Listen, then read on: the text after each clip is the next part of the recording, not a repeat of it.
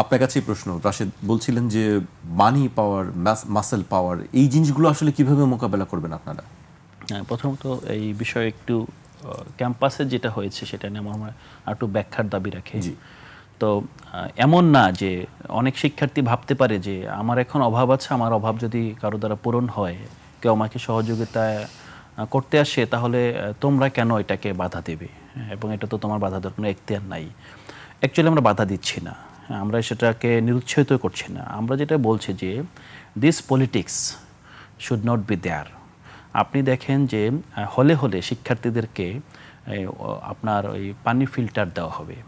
তো শিক্ষার্থীদের পানি ফিল্টার যদি কোনো কোম্পানি দেয়, কার মাধ্যমে দিবে? ইউনিভার্সিটি প্রশাসনকে অ্যাপ্রোচ করবে।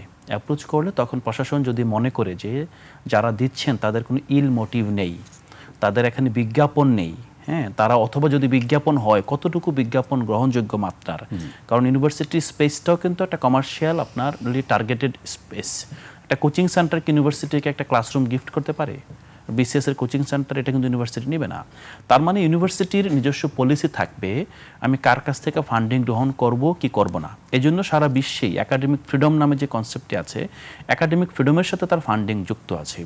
বহির্বিশ্বে যেখানে প্রাইভেট বিশ্ববিদ্যালয়গুলো হয়, আপনি নর্থ আমেরিকা বলেন, নর্থ আমেরিকার হার্ভার্ড থেকে শুরু করে আপনার প্রিন্সটন, স্ট্যানফোর্ড, সবগুলো বিশ্ববিদ্যালয় প্রাইভেট বিশ্ববিদ্যালয়কে সরকার হলো জমি দেয়। আর আপনার এখানে ফিলান্থ্রোপিস্ট, তারা এখানে ডোনার হয়ে আপনার ইউনিভার্সিটি ক্যাম্পাস তৈরি করে, তখন তাদের যে মেকানিজম থাকে, এই মেকানিজম মূলত অ্যালামনাইরা চালায় ইউনিভার্সিটি। তার মানে ইউনিভার্সিটি কোনো বিক্রয়যোগ্য আপনার প্রপার্টি না, কারণ এটা হলো একটা শিক্ষা প্রতিষ্ঠান। এটা কিন্তু আপনার কমার্শিয়ালিও ইউনিভার্সিটি কোনো কমার্শিয়াল প্রজেক্টও হতে পারে না, ইউনিভার্সিটি শিক্ষা প্রতিষ্ঠান। তো সেক্ষেত্রে আমরা বাংলাদেশের ক্ষেত্রে যেটা দেখছি যে বাংলাদেশের যে রাষ্ট্রের যেই ত্রুটি অথবা রাষ্ট্রের যে মেকানিজম, সেই মেকানিজমের যে দুর্বলতার সুযোগে এখানে কিন্তু রাজনৈতিক গোষ্ঠীগুলো ঢুকে পড়ে। রাজনৈতিক গোষ্ঠীগুলো ঢুকে পড়ে আপনি দেখেন যে হলে ছাড়পোকার সমস্যা আছে, এই সমস্যা সমাধান করবে প্রশাসন।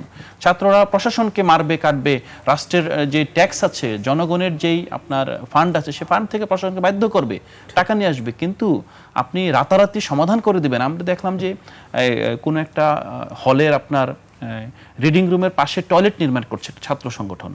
হ্যাঁ, এটা আমরা এই মানে এই নির্বাচনের পরের দিনই দেখলাম, এবং আমি ফেসবুকে দেখলাম, এবং তারা প্রচার করছে যে এই সমস্যা সমাধানের জন্য তারা এগিয়ে এসছে। আমার কেন প্রশাসন দেয় না? হ্যাঁ, এখন এইটা হলো যে আপনি যে হলের আপনার ধরেন 30 স্কয়ার ফিট জায়গা নিলেন, এই জায়গার মধ্যে আপনার একটা স্থাপনা করে দিলেন। এই স্থাপনা করা যাবে কি যাবে না, এটা তো ইউনিভার্সিটির ডিজাইনের প্রশ্ন। ধরেন এখন এইটা কি ইউনিভার্সিটি দিতে পারে কিনা?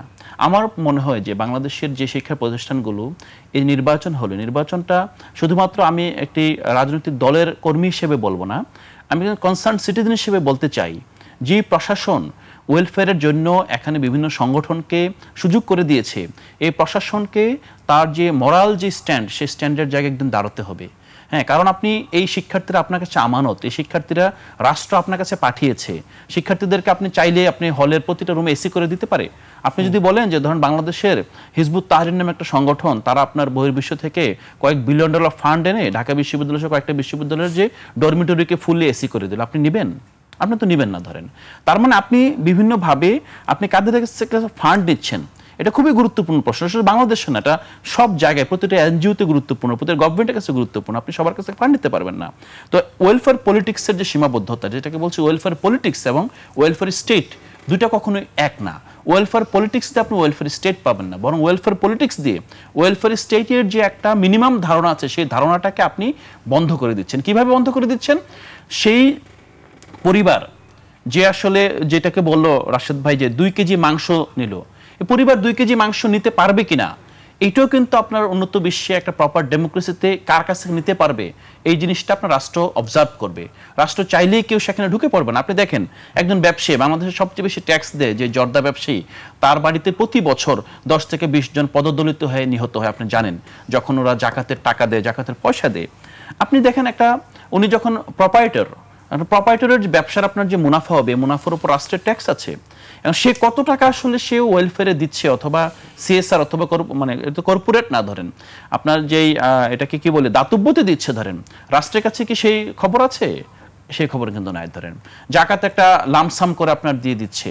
তো এইভাবে যদি আপনি দেখেন যে রাষ্ট্রের কোথা থেকে টাকা আসে, কোথায় টাকা যায়, রাষ্ট্র যদি সেটাকে ট্র্যাক করতে পারে, তাহলে রাষ্ট্র এখানে যে আমরা নির্বাচনকালীন যে অর্থ ব্যয়, কিংবা যখন আপনি ইভেন স্কুলের নির্বাচনে ম্যানিপুলেশনে যে অর্থ ব্যয়, সেই অর্থগুলোর উপর ট্র্যাক করতে পারবে। সো আমাদের রাজনীতিটা, আগামী দিনের রাজনীতি এটা হবে যে রাষ্ট্র যেটার জন্য রেসপন্সিবল, সেখানে প্রাইভেট সংস্থা ঢুকতে পারবে না। প্রাইভেট সংস্থা ঢুকলে রাষ্ট্রের হাত ধরে ঢুকতে হবে। রাষ্ট্র আইন পাস করতে হবে যে আমরা কোন ধরনের প্রাইভেট সংস্থা অথবা কোন ধরনের নন গভর্নমেন্ট অর্গানাইজেশনকে অ্যালাউ করব। আপনি জানেন যে বাংলাদেশকে আপনার স্বাধীনতার পর সবচেয়ে বড় যে এনজিও বাংলাদেশ আপনার রুরাল ডেভেলপমেন্টের জন্য যেটা কাজ করেছে, ব্রাক ধরেন, রুরাল অ্যাডভান্সমেন্ট কর্পোরেশন, তারপর গ্রামীণ, এগুলো তো রাষ্ট্র প্রত্যক্ষভাবে আইন করে দিয়েছে তাদের জন্য, তোমরা এইভাবে কাজ করতে পারবে। এইভাবে আপনার নন গভর্নমেন্ট অর্গানাইজেশনগুলো গ্রো করেছে। কিন্তু রিলিজিয়াসলি যারা নন গভর্নমেন্ট অর্গানাইজেশন কাজ করছে, তাদেরকে কি রাষ্ট্র এখন পর্যন্ত কোনো আপনার নীতিমালা আওতায় আনতে পেরেছে? আওতায় আনতে পারে নাই।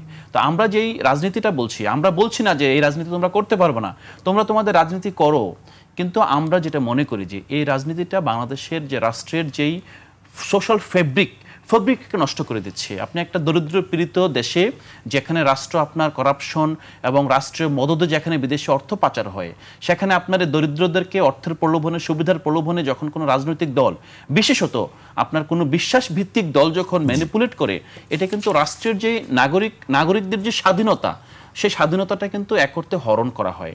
তো আগামী দিনে রাজনীতি কিভাবে টিকে থাকবে, রাজনীতির জন্য আরেকটা বিষয় খুব সুস্পষ্টভাবে বলতে হবে যে আপনি দেখেন যে প্রতিটা রাজনৈতিক দল এখন যেভাবে আছে, ধরেন ধর্মভিত্তিক দল বাদ দিয়ে যেটা বলি, তো তারা কিন্তু প্রতিটা আপনার সাংগঠনিক অ্যাপ্রোচ একটা জায়গায় গিয়ে থামে, এক ব্যক্তির কাছে গিয়ে থামে।